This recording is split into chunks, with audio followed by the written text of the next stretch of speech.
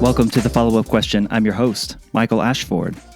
I'm a former journalist, and I've set out to uncover amazing and insightful stories and perspectives by interviewing people from all different backgrounds and experiences and walks of life.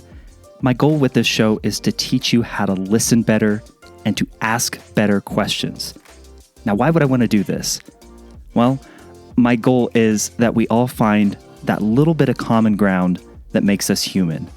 We are so divided right now, and we all have different experiences and perspectives to bring to the table, and I believe we all have common ground that we can find to move us forward. I tell my guests all the time, my job is to ask questions and get out of your way. I want the stories, the real nuggets of wisdom to bubble up to the surface so that real conversations and truths can be heard. This week on the show, I welcome Stan Pearson.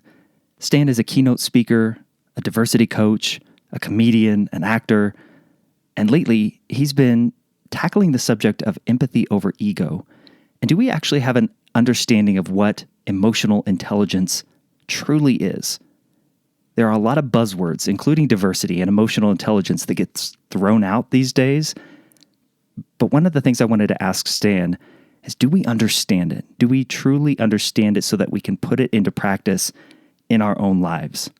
One of my favorite parts of this discussion, and I don't want to give too much away, I want you to actually listen to Stan tell it like it is when he talks about how our emotions are very real and tied to experience and trauma, and that often is what surfaces when we disagree.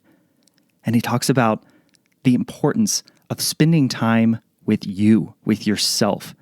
Get away to sort through your feelings, and how hard that is, just how hard we have that these days in a society that tells us that's not what we want to do. This is a phenomenal conversation with Stan that I know you are going to absolutely love. Please do me a favor, share this episode with your network so that we can spread the good word about truly understanding emotional intelligence. And don't forget to subscribe to my newsletter at thefollowupquestion.com/newsletter, where every Friday I tackle the key or central theme of that week's conversation from right here on the show.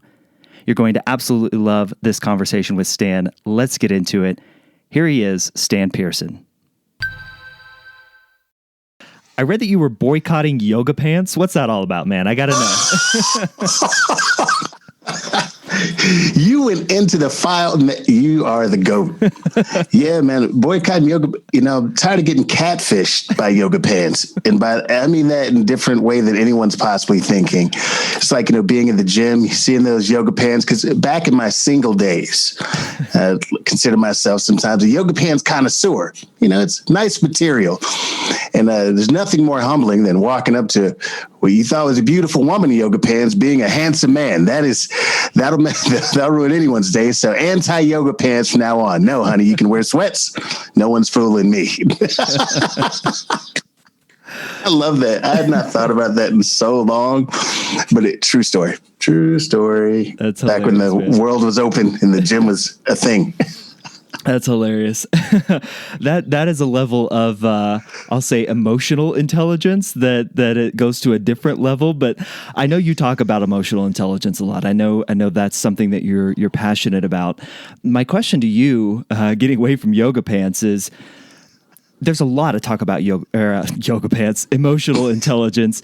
Do we understand it? Like, do you think we truly understand emotional intelligence from your point of view? I do not believe so. It's become a buzzword, and they're buzzwords that kind of echo throughout different periods of time, and through difficult times or, diversity. That to me is another word that people talk a lot about, don't really understand. But emotional intelligence, it's one of those words that people use, but they don't often define it in its simplest way. So people will say it, use it. Yeah, I'm emotionally intelligent. I know what that is. But they don't grasp it really, because I don't know if one could just answer so swiftly if they truly knew what emotional intelligence entails. But I do believe it to be like a superpower and a muscle that you constantly work. because every situation calls for a different level of, or maybe a different level of bandwidth and recognition. And outside of just emotional intelligence, let's say in a vacuum, is being able to exercise that in circumstances that we are, number one, not comfortable in, or where there are people or opinions we don't particularly care for. Like, that's when, we really have to dig a little bit deeper on it too. How does that happen? When we get into those uncomfortable situations, those opinions are being thrown out that we don't agree with, and it gets really tense and uncomfortable. How do we practice the art of emotional intelligence? It can't be overstated to take a deep breath before you speak, before you offer an opinion. And to the strength and brilliance of your podcast, the follow-up question, that piece right there, follow-up questions and the ability to listen, it just provides more clarity. So even if it's not something that I agree with, I'm giving you an opportunity. I'm giving said person opportunity to be more clear to themselves. So in them repeating what they just said, maybe it's like, oh, did I just say that? And me being able to take a deep breath, and which is really difficult because we talk about emotional intelligence, like those two words together, but being able to separate sometimes the emotion of the conversation or the experience and finding the real pieces inside of it. I think that's the beginning of being able to build on it, because emotion is very real. It's unavoidable. It exists for a useful reason, but we want to be able to have as clear a mind as possible, especially as we get into deeper waters with subject matter and people and circumstances. And our emotions are tied to experiences, sometimes tied to trauma. Then how do you separate that stuff from the real? And again, it's a deep breath. It's thinking before speaking. It's a simple follow-up question to gain more clarity before you lay it all out there. Why is that so hard? Just the simple act of pausing and thinking before speaking, such a hard thing for us to just manage.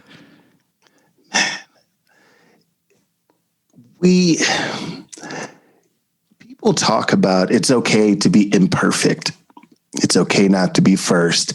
It's okay to fail. We talk about those things. Again, I think because they sound good. It's like the quote by Gandhi, be the change you want to see in the world. And then I add the caveat underneath, but it takes work.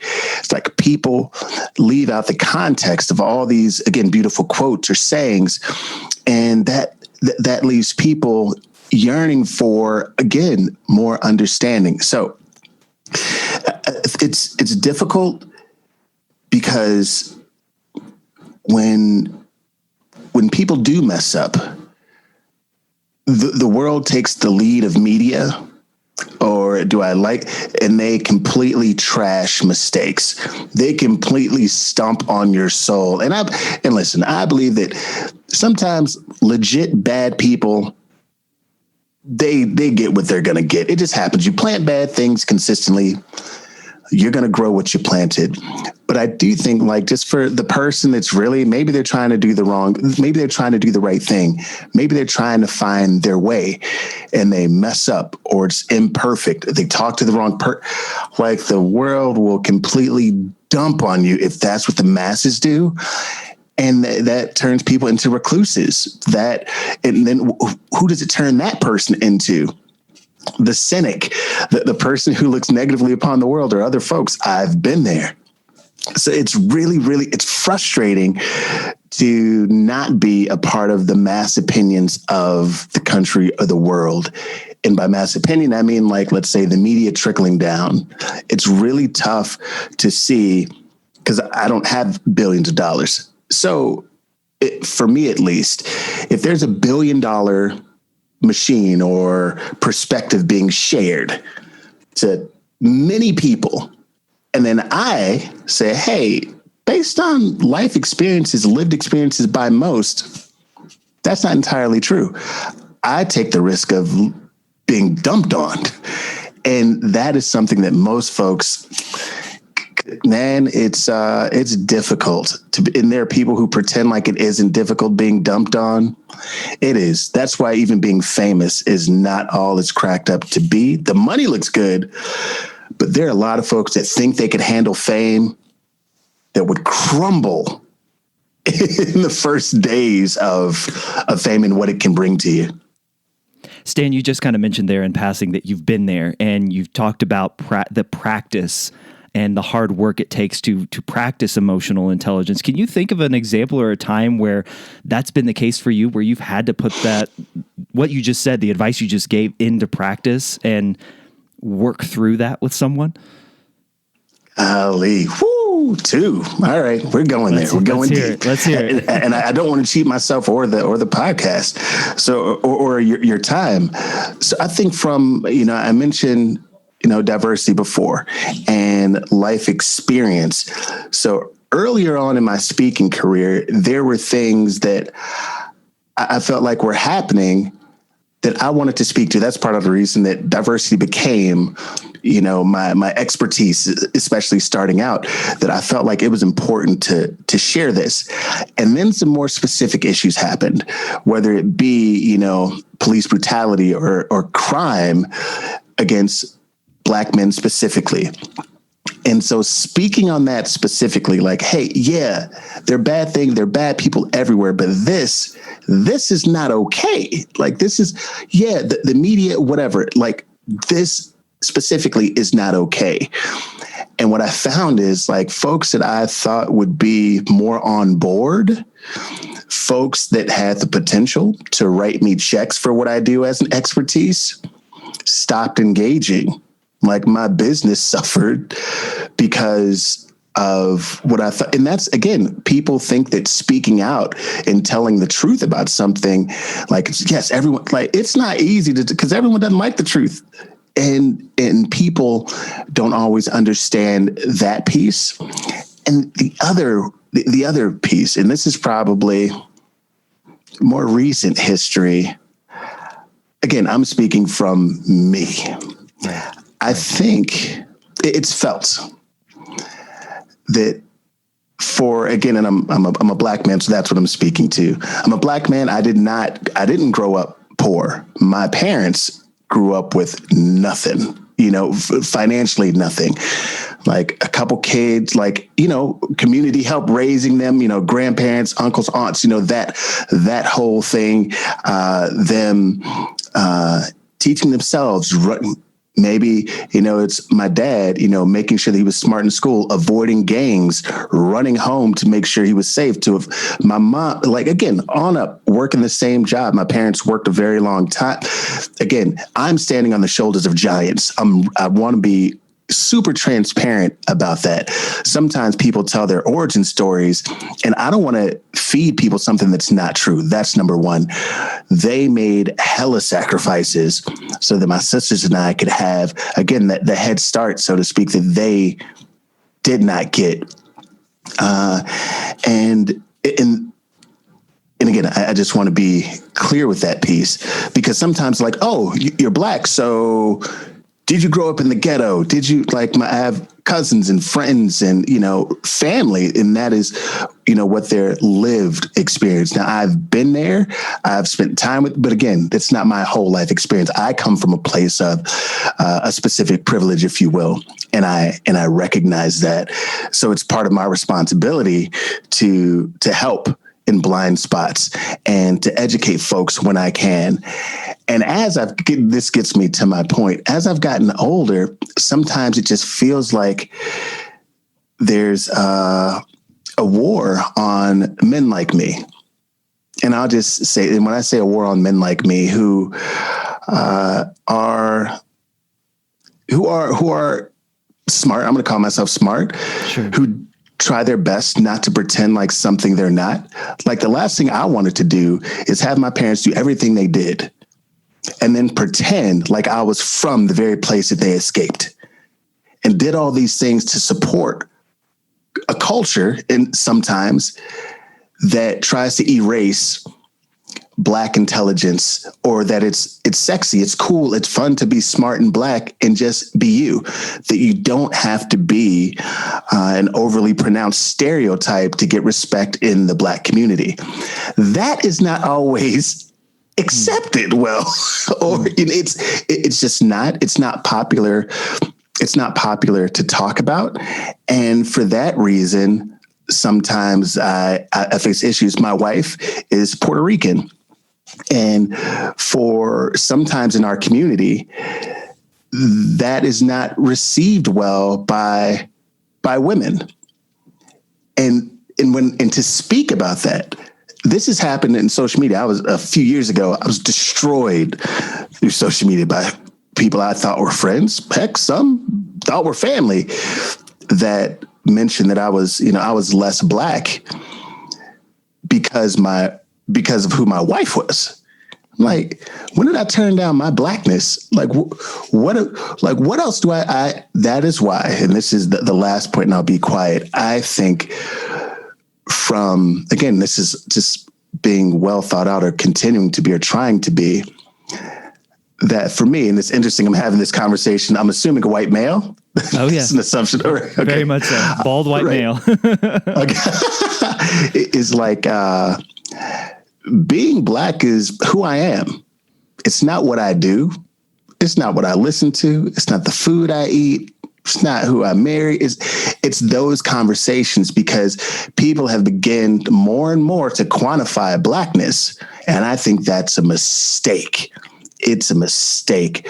And 10 out of 10 times, it's a mistake, because it's just creating this other realm of hierarchy and let's say economy or class, where it's like, no, we are people.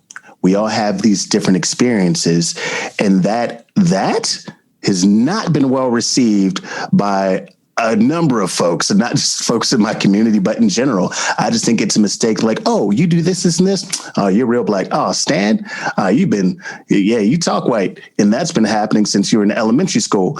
And the crazy thing is, all these years later, there's still elementary school kids who are being told this. Where is that coming from? Again, you ask, like, what are some things where I've had to work past and through? Definitely at the top of my list, and definitely something I don't know if I've ever shared that in this form. Man, that's very cool that you chose to share it now. I appreciate that. The question comes to mind, Stan. You talked about diversity. You've mentioned diversity a couple times, and I even mentioned it before.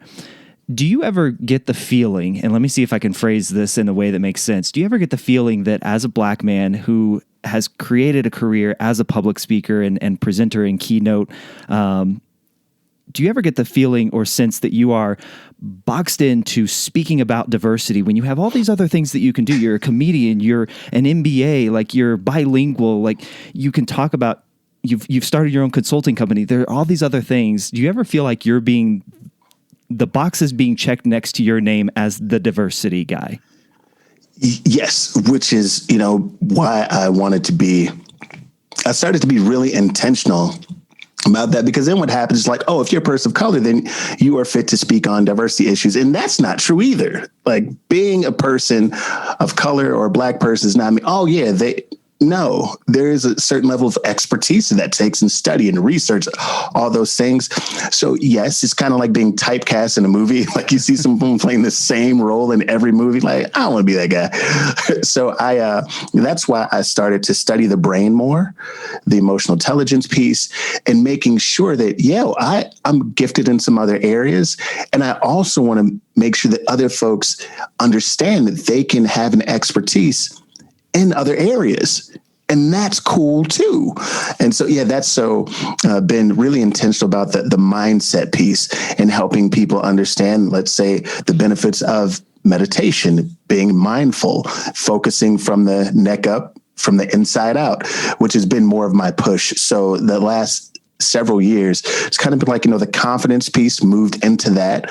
Confidence, nonverbal communication, how you move throughout life. And then within that, yes, we certainly can talk about diversity, leadership, those pieces. But but it takes, sometimes your audience will tell you what they want from you based on your expertise. And that's also been me realizing, okay, I'm respected in this field, in this part of the industry. So I want to lean into that. I don't want to run away from it because this is where people tell me I should be based on my makeup. It's like, all right, I'm great here. I'm comfortable here. Now let me exercise in some other ways too. In your journey to explore the brain and the mind and meditation and things like that, what's something that you've learned lately that has stuck with you? So there's this book by Dr. Joe Dispenza called Breaking the Habit of Being Yourself, How to Lose Your Mind and Create a New One. I think one of the best books on the planet. One of the things that sticks out to me is that we're literally all wired differently. We're all wired differently. And again, the context of how people deliver messages about what you can do, what you can overcome. Yes, you can. And also understand the context of where you came from, understanding that it's literally not a one size fits all. So even in being younger, my mom saying, hey, baby, you should really, it's okay to talk to people. It's okay if you're angry or if you felt like, I had a temper when I was younger, certainly, it's okay to talk about that and dive deep within yourself. Figure out what's the root of this? Why am I angry? Or why do I get angry and feel like it's for no reason? And then exploring your thoughts. And that is a piece that I've learned that every day I found myself to be more thoughtful and mindful of myself. And the more I've done that, I think I'm becoming a better person. Not a perfect person, but just a better person because I really do examine my thoughts. I probably apologize more, specifically to my wife, even to my son, if it's not for playing long enough or whatever, but certainly to my wife where I have some missteps, just like, okay, okay. And then making sure I'm active in, again, the emotional intelligence piece connected to that. I don't let my ego get in the way of expressing myself. And that is that I've become a new person that certainly years past, no, I was very comfortable letting you be pissed. I hope I can say it, letting you be pissed. And, maybe that's part of, again, in my DNA. I certainly come from a line of folks where, it's okay. You're mad. You'll get over it. And maybe some of those pieces are still within, but to see that, and let's say for me, not necessarily take pride in the fact that I can cut you off and never talk to you again. I don't want to take, I know sometimes it takes what it takes, but making sure I don't take pride in the wrong things. Because then that's where we give energy to those bad habits and no telling where those can lead us. But that's definitely something that I've learned for sure. Those questions that you ask yourself when you take that moment to step back, why do I feel this way? Why am I so angry or mad or fearful of this? Did you have to practice that? Was there something where you had to physically consciously think of that before? Is it second nature? Or are you still doing that? That's something that I talk a lot about is pausing and asking yourself those questions. And it's so hard for people. It's hard for me. And I am talking about it for you. Is that a practice? Is there something that you turn to remind yourself to pause and ask those questions? Yeah, I consider a lot of folks who are bilingual, speaking other languages, say if you don't use it, you lose it. I believe the same thing with this. If you don't use it, you lose it. And I also equate it to have you ever flown first class before? Yeah, once. Once, yeah. So I have two before. And it's if you've ever flown first class for the experience, let's say that they're nice to you, they bring you drinks if you want them, especially, back when the world was regular, they bring you food if it's a long flight. They treat you so much better than everyone else. Not that they treat people in the back horrible, but they just treat you better. So then it's after that first class experience, then getting on the plane and then your seats in the back. Sometimes you're I don't want to go back to the back. I don't ever, it's like having an amazing meal and then like, oh yeah, I just made some rice-a-roni or whatever. Like, I don't want to go back to the way it used to be. I find the same thing happens like now. And this is the unfortunate thing about trying to be more accountable. Like you recognize when you feel off, you recognize when something isn't right. So before I go to sleep, when I'm falling asleep at night, I always recite these things. I always recite peace, love, health, wealth, happiness. I recite those things over and over and over and over again until I fall asleep. That helps me fall asleep. I think if anyone who comes across this is having trouble sleeping, recite those words, define them. I've defined them for myself, and I wish those things for me and anyone that spends time and space with me. Those things bring me peace. Thinking about the words bring me peace. So I'll fall right off to sleep.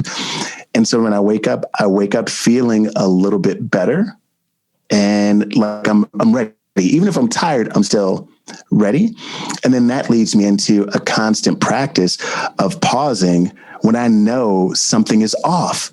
So let's say, even if I don't do something that's mean, but it's off, like in that moment, I'm like, I might spend half the day going back to this moment that was just a little bit off. So if it's a friend, my mom, my wife, my dad, whatever, I'm like, hey, earlier we were talking and I just trying to gain clarity.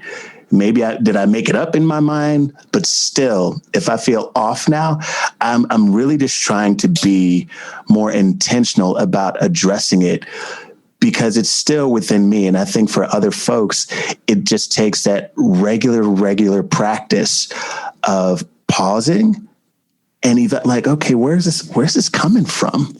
Like what? Like really evaluating it. And it helps. I think if more folks were willing to ask themselves questions versus all the questions they want to ask others, then we would all kind of grow a little bit more. So I'm really just trying to get better at asking myself questions. Stan, you mentioned in passing that you were angry as a child, or dealt with some anger as a child. I'd love to get into just your origin story, man. Like where did that come from? Have you explored that? It's interesting because, again, raised great family. I have two older sisters. My parents always supportive. Dad worked a lot, traveled a lot, but was always, around. And even to this day, when we talk, he's always like, son, I'm going to give you the best I have. So if ever he has any advice, I'm like, Dad, can I use that? Or what was that again? He's like, son, listen, this is the thing. I feel like they're going to live forever because they're like X-Men or something. He's like, son, I've lived longer than I'm going to live. So whatever I have is yours, And so I try to do my best to, again, to that same frame of thought, like whatever I have, I want to share that with people. From sometimes as I think, because I think back even present day, I don't always know. I I'll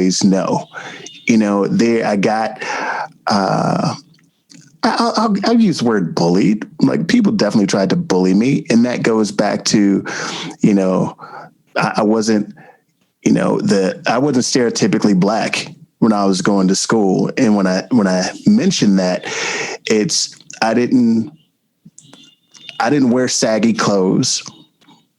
My mom I tied my shoes when I went to school. I wore a belt. Sometimes I had polo, like polo shirts, like whatever stereotypical was. That's not how my parents were raising me to be. It wasn't the way I spoke. I started to take pride in the way that I spoke to people and shaking with a firm handshake, however that was, whether it was casually just hanging out or whatever. And so being harassed sometimes by people that look like me, I think made me angry. And then sometimes those people who look like me giving a pass to those who didn't look like me to make fun of me also made me angry. I think that's part of it. And when you're young, you're like trying to figure this out, like, wait a minute, like this isn't how this works. Like what the F is going on here? That was some of it. So, I mean, and also growing, it was interesting because I think that speaking of the wiring into your DNA growing up, my parents had us listening to Zig Ziglar. Zig Ziglar he had some jingles like "Get that stinking thinking out of here," like stuff like that. Yeah, jingles. And that's the kind of stuff we listen to in the morning. That's what I was listening to in the morning.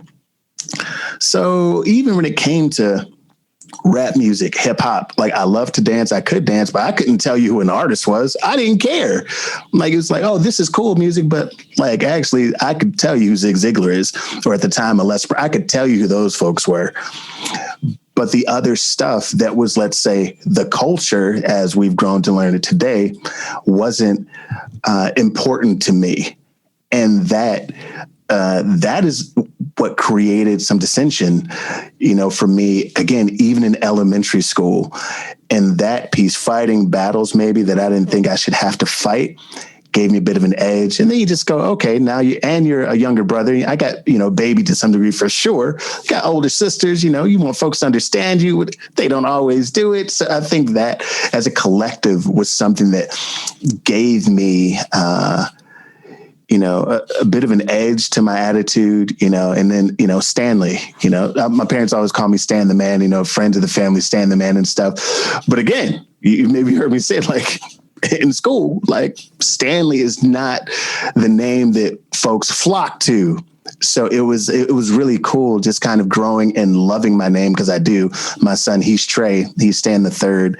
Like just loving my name and being comfortable enough in my own skin to not give a rat's what folks have to say about me, how I dress, how I talk, whatever. And for those of y'all who are listening, who are, maybe it's not that you're Black enough, but it's something else enough, the firmer I begin to understand myself, just the better I got at being me. It's like freeing in every way. How does somebody let that anger or perhaps resentment or just those feelings that you were feeling, how did you and how would you advise someone to begin to let those feelings go and not feel like you're not blank enough anymore, to what you just said? What would you say to that? I'd say it's important to spend time with you.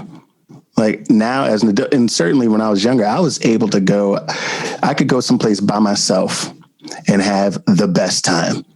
By the time I would leave, people would thought, oh, did you all come together? Like, I just met these people, huh? Right? Like, no, my mom always says, like, take your good time with you. That, I found that to be a superpower. Like, I'm not waiting for other people to show up for the good time to start.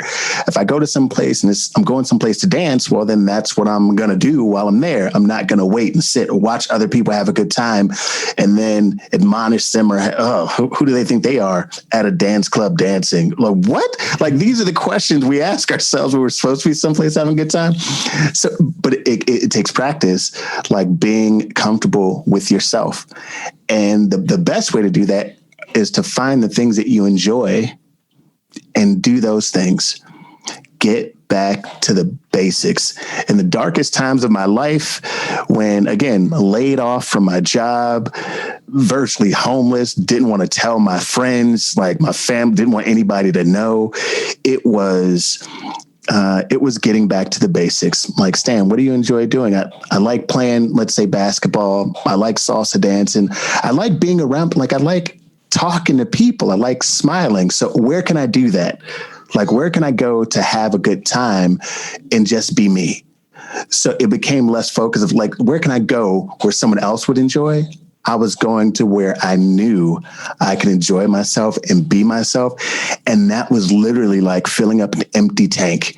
So it's like some of y'all listening or coming across this, you feel empty. The best way to fill your tank is to get back to the basics of whatever the basics is. And this isn't about proving somebody else wrong. This is about proving you right. So anyway, my long answer to your short question is like, I got away from what I thought would make other people happy to see me do.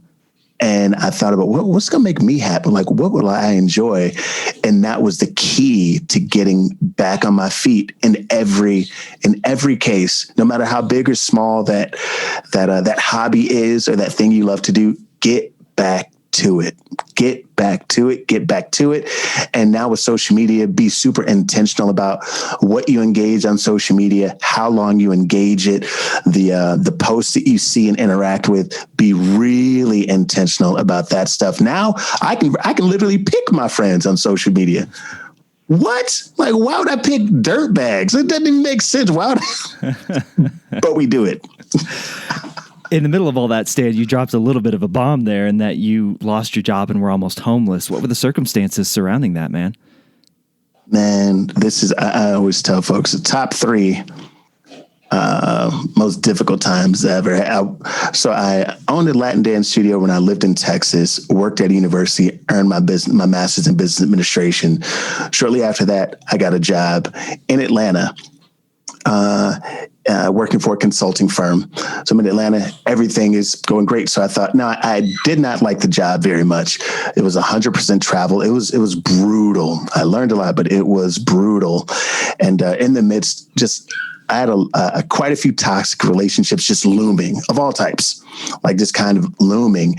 And I was asked to come to the corporate office, and I thought I was actually getting promoted and transferred to a consulting gig that was in Mexico because I spoke Spanish, and very few folks did with the company. Get there, 2 of my other friends are also there. I'm like, what are you guys doing here? Oh, they told us to come too. Okay, cool. I'm guessing we're all going to Mexico, right? We're all. It's so funny. I can laugh about it now. Like we were in suits. We were clean. The VP brings us all into his office at the same time and tells us he's laying us off and that we'll get 2 weeks severance as long as we don't file a grievance with the company. First off, what is 2 weeks going to do when you had no idea it was coming? So I filed a grievance because at that time I was really like, I was really just super strong-minded. I like to think well out to some degree. Well, I don't need your money. I'm filing so I can file a grievance with the company. Did not get my 2 weeks, which would have come in handy. And I was traveling so much then I was literally gone Monday through Friday. I would land on Friday, back on Sunday, you know the deal. And so then my suitcase was just in the trunk of my car. So for friends that thought I was always traveling, like, actually, no, I'm in town for a couple of days. You mind if I stay? So then I would stay, at a friend's house for a couple of days here, a couple of days there. And it was the most humbling thing because, sometimes there are folks that just kind of let you be. Right? Maybe they know something bad is going on. Maybe they don't. But it's like, statement, make yourself at home. Like there's that friend, right? Just make yourself at home. Don't worry about it, whatever. And then there are the folks like, all right, I'm headed to work. You coming with me? Like, so when you leave, I leave. Like kind of one of those. It's just like you don't feel like, I thought we were... But okay. Like, am I going to steal while you're gone? I don't know, right? But creating all the storylines can drive you in. So now it's okay. I would tell folks, I'm at the mobile office. I'm at Starbucks. I'm at the McDonald's. Any place that had the in it, like I just called it the mobile office. And and then I didn't tell my folks at first, my parents and stuff, because again, I didn't want them to be disappointed. I felt like I'd done everything right. I went to school, got degrees, speaking of all this stuff. And then someone had the nerve to say essentially that I wasn't good enough. So I just kind of fell into a kind of a bit of a spiral. And as I said, a lot of toxicity around me at the time. And it was like the perfect storm of horribleness.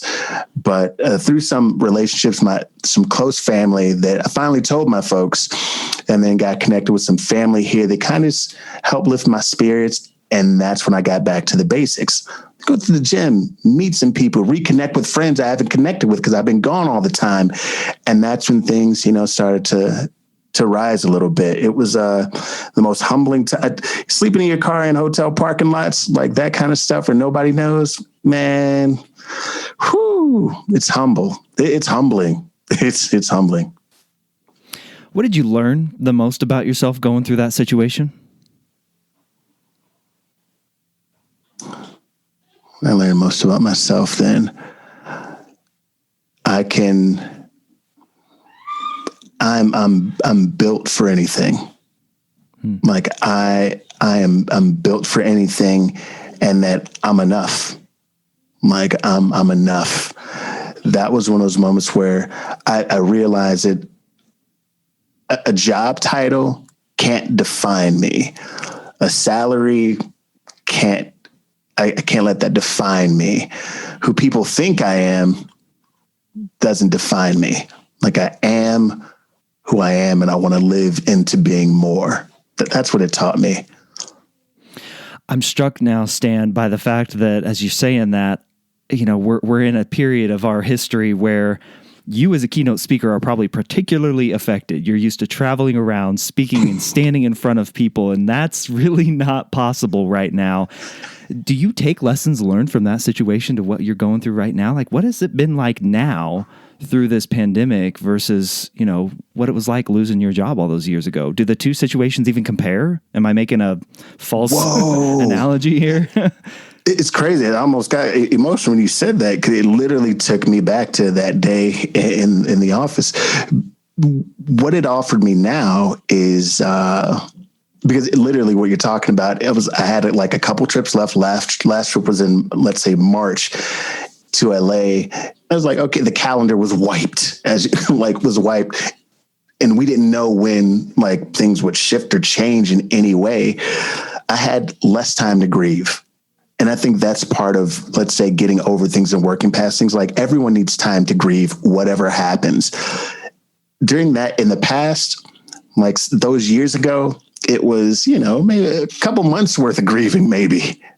So who knows, right? And then I was like, all right, Stan, you got like a week or two. And then get to it. You have a family, you have these things going that you're trying to get. It's time to get to it. And I think that part was like being intentional about even that. Like, I have this time. It doesn't mean that you stop thinking about it, but the more I started working towards what I wanted versus what was, I just kind of controlled what I could control. So it's like, all right, this is virtual, like we're definitely going to be virtual. It's not going anywhere. Confirm with people. All right, what can I build around a virtual platform that's similar to what I was doing? And that was super helpful. And I didn't know this. I partnered with a friend of mine, Odell Bazell. We're like brothers now. We went to a mastermind that was the year before. And then after that, it was kind of like, we had this great idea. And then it's like, okay, back to the drawing board. Okay, we're just going to make this virtual. Okay, got it. And so that it just kind of prepared me, because years before this whole virtual thing was happening, I was trying to throw virtual events, but no one was showing. No one was really showing up. That's probably a lot my fault too. But what ended up happening though is like, oh, I'm kind of prepared for this, and I didn't know. So it was, but initially, to your point, it was like, it's happening again. But I since then had done a lot of mindset work and a lot of understanding that, people build great careers during moments of downturn. And I did not believe that years ago. I believed it now. Like, okay, now's the time. Now it's go time. So when a lot of people were pulling off to the side of the expressway, so to speak, I put my pedal to the metal. This might be a little bit of a disconnect from the line of questioning that I've been asking you, but I definitely want to get this question in. You talk a lot, and I've seen several videos that you've posted on social media about correcting your mistakes in front of people. Dive into that, man. I would love to hear where that mindset came from, and I love how that's phrased. Just what do you mean by that? Explain that for the audience. I think it's pretty self-explanatory on its surface, but go deeper with that. It's like when let's say for someone with kids, I'll just say that, but certainly friends, if you argue in front of someone, then you should correct whatever was going on in front of that someone, because otherwise people are learning how to create conflict, but they're not learning how to create solution. And even more than that, like seeing the humble piece, because whoever people watch you because they admire you in some way, shape, or form. They pay attention to you for some reason. We model behavior as humans. We just model behaviors from little people to big people. We all model behavior. So I wanted to be more intentional, again, thinking about breaking the habit of being yourself, or the mind, how we're constantly evolving. Everything's constantly evolving. So if I want my relationships to evolve, how can I improve them? Heck, how can I teach someone else that I'm beefing with that it's okay for them to apologize. Because I think we all know people who are incapable of apologizing. And then you have to wonder, where did that come from? Again, the questions, like, where does it come from that this person does not know how to apologize? It came from a place. And without being able to change other folks, I do know that starting young and the people that I engage with, I'm able to shift their perspective by being willing to apologize, by, having it, let's say, I'll use this as an example. It hasn't really happened because my wife and I, we don't argue much at all. We don't always get along, but we don't argue much. We just have, sometimes debates. She's schooling me on some things. I like to think I'm schooling her, whatever, right? But let's say if we're talking about something in front of my son, he's only 2, that the conversation is surrounded with love. And even though, based on his level of comprehension, kids understand vibes and emotions, they get that at a very early age. So him understanding that even if we're like, we're talking about something that's not even pertaining to us, we're just talking about something that's very passionate about what happened on TV. I don't know that he comprehends that we're talking about something else, but that it's heated, that they're in that moment, that there's love wrapped around everything that happens after that. And for other folks that, again, have older kids and they watch their parents interact, if there is beef and parents and kids see that, they have to be able to see the healthy exchange afterwards, the context, the understanding. Hey, this is why mommy and daddy, this is what we were talking about earlier. It got out of hand, whatever, if voices were raised, or if it just seemed to be contention there, that it's okay to apologize in front of the kids. Like, let them know, because otherwise, and I'll be quiet. It's like if a kid sees a parent arguing and then the parents go to sleep, they wake up and everything's fine. The kid didn't see how they went into the room, talked about everything, and came out the next morning and they were okay. The kid just saw how they argued. And then, so when arguments happen, you just wake up the next day, everything's cool. All right. So no apology. They didn't see that. And I think when folks understand it in its simplest form, like we model behavior, that's why sometimes it's like spoon feeding the expectation and the activities to people who are especially watching us to help build, healthier relationships. Yeah, thank you for mentioning that. That's really been something I've been trying to get better at practicing, because I think, again, maybe I have friends or family who aren't the best at knowing how to apologize, but I still am trying to improve myself, because what I do realize that sometimes by getting people back or getting revenge or treating people how they treated you, that has the potential to turn you into the very thing that you dislike. And that is what I want to stay in control of. Man, you mentioned the issues surrounding the social justice the social justice issues of the past summer, the Jacob Blake shooting, the police brutality issues that we saw being protested across the country. We are living in a world where those conflicts, those initial headbutting moments, are displayed for the public. And yet they're on social media. We have these arguments on social media. We fight, we call people names without ever having to actually interact with somebody, even just like you and I are now on a Zoom call. There's no space to come back and resolve the conflict publicly unless we're intentional about that. Is there another way? Have you thought about this? Is that hurting us in perhaps ways we're not aware of the ramifications of? Well, it's amazing that you mentioned that. What social media has done, it's given everyone a voice and the ability to turn up the volume on their voice. That part right there, golly, it's a machine now. And I'm one of those folks. It feels like, hey, everyone deserves a voice. And then you begin to realize how many folks, some folks are not very smart. And I say that respectfully. Some folks don't know what they don't know. I'm one of those folks. I don't know everything, but I don't pretend to either.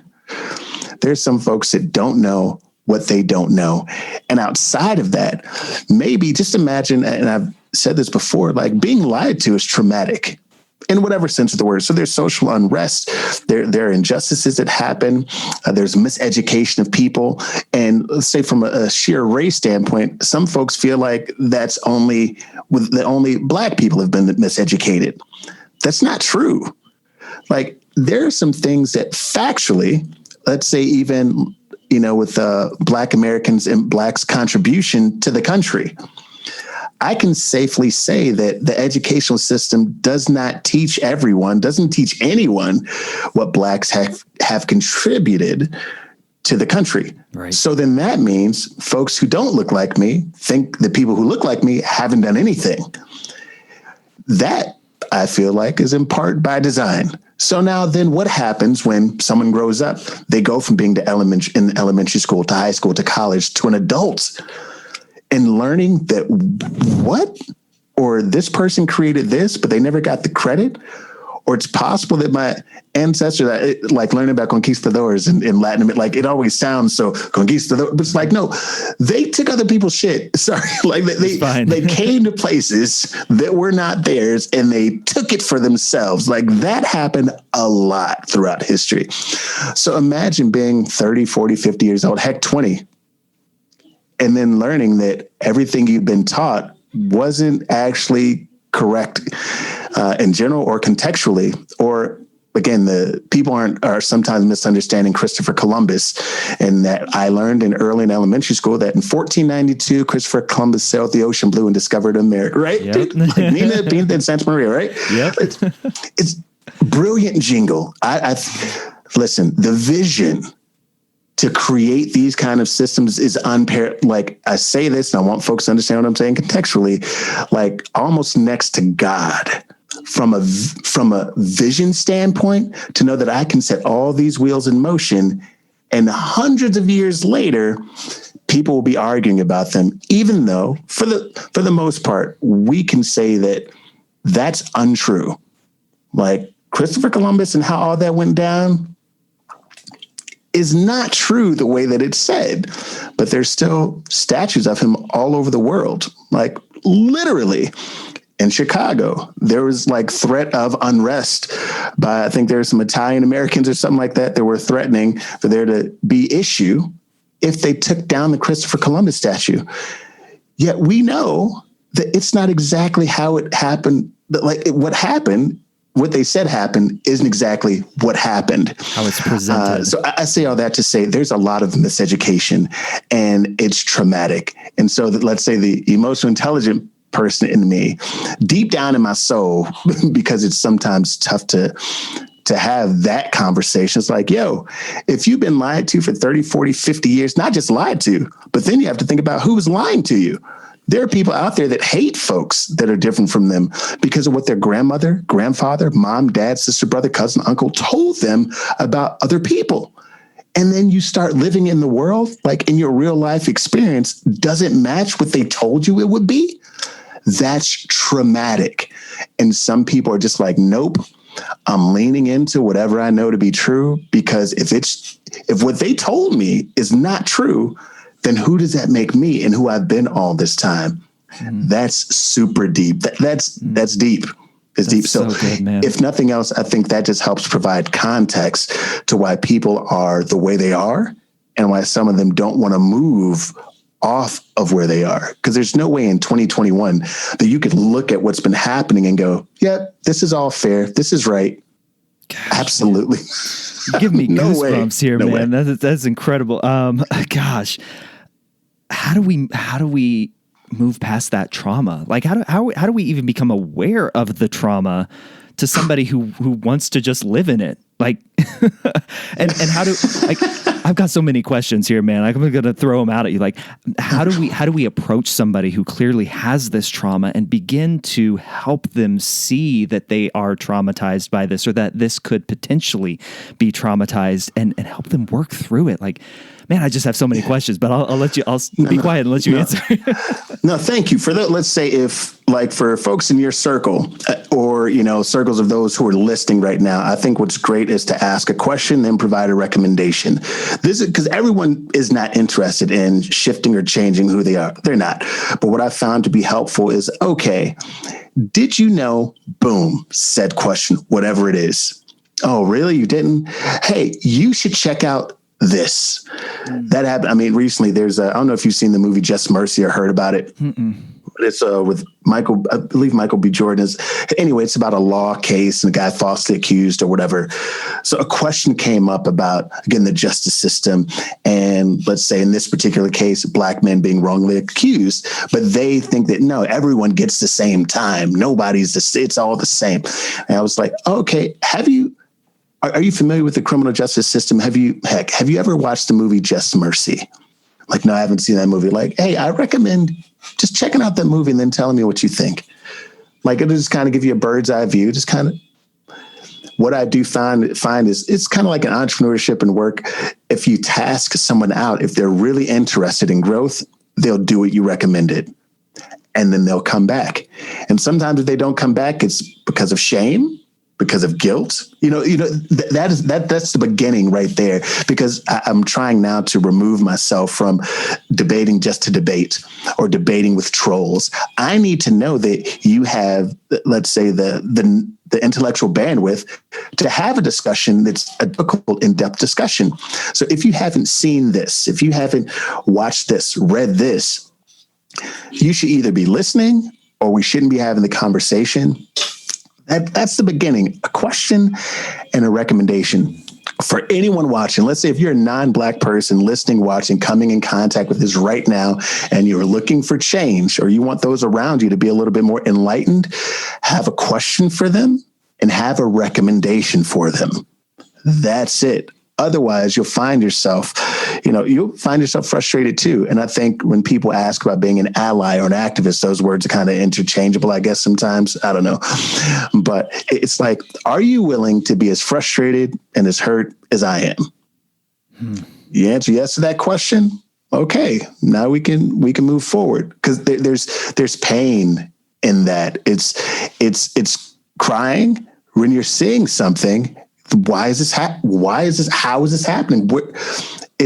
And that's okay. It's okay to feel bad, to feel guilty. I'm not a woman. I've never have been. I've seen some things happen to women or happen to people that struck me emotionally, because and maybe I did feel bad or I felt guilty in some way, but being able to acknowledge that is where growth comes in. Like, that's, if you are not growing, you are dying. That's it. And quite honestly, if some of you that may come across this, or some of you may know someone who says they're a good person, if they are not willing to grow for to live in the kind of world that they say they want to live in, then they are not a nice person. What's crazy, Michael, I found it like that's one of the most offensive things I could say to someone, and I didn't even realize it. Telling someone like, yeah, hey, I thought you were nice. You're not a good person. That right there, I don't even have to curse. It's like people, what? Just drove a stake through their heart. Seriously. But to save time, folks, have a question and then have a recommendation. Man, that is so good. And if you really know the person, then follow up. But that's the third step. That is so good, man. Stan, what's a question you wish you were asked more? Man, a question I wish I was asked more.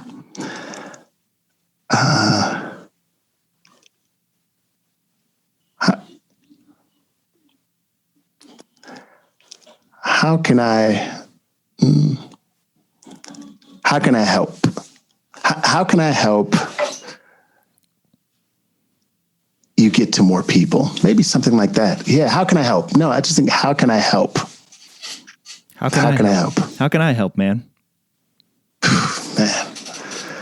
Thanks, Michael. How can you help? number one, I mean, I say this, it sounds cliche, but number one, to keep being you. This has been amazing. I appreciate your questions, the thoughtfulness, the attention to detail, the ability to listen. Like inspire those around you to do the same. And with what you're doing also by having me here is letting more people know who Stan Pearson II is and what he does. Like those two things would mean the world to me. And I really appreciate you asking. Well, I'm honored to have had this last hour with you, man. So many good things. I've been writing notes like crazy. I don't know if you've seen me doing that. Thank you, man. Thank you so much. Time flew, by the way. Yeah, it did, man. It did. I could definitely go on, but how can people connect with you, follow your work, and just follow along on your journey, man? How can people do all that? Thank you. So all of my social media is at The Real Stan P. At The Real Stan P. P as in Pearson. And my website is stanpearson.com, STANPEARSON. And then they can just take it. There's a blog on there that I'm trying to get better at. And then every other way to kind of find me, it kind of goes from there. But stanpearson.com, and on social media where I try to, inspire and teach a little bit all at the same time, at The Real Stan P on all social media avenues. I will be sure to link the website and the social media up, man. Stan, this has been phenomenal. I'm glad we could make this happen. You are so real, man, and I love the wisdom you brought. Thank you so much. Appreciate you too, Michael. Hope to come back again. What would happen? Think about this. If we had a disagreement with someone, if we first asked questions and then recommended a resource to educate, how different would our conversations be? How differently would you approach conversations? It's a phenomenal piece that Stan dropped in there that absolutely will be the topic of my newsletter this week. Ask, then recommend. Ooh, that's good stuff. So many thanks to Stan for sharing his story on the show this week. Please do me and Stan a huge favor and share this episode. Share it with someone you know who might also find some value in listening to today's conversation. Share the episode with your network, with your friends, with your family. Help spread the good word about the importance of asking more questions. And if you like the conversations with the amazing guests like Stan that I have on each and every week, be sure to subscribe. Subscribing helps the show grow and gain more reach. If you ever want to get in touch with me, you can always email me. It's michael@thefollowupquestion.com, or go to thefollowupquestion.com and reach out there. I'll catch you on the next episode of The Follow-Up Question. And until then, keep asking questions.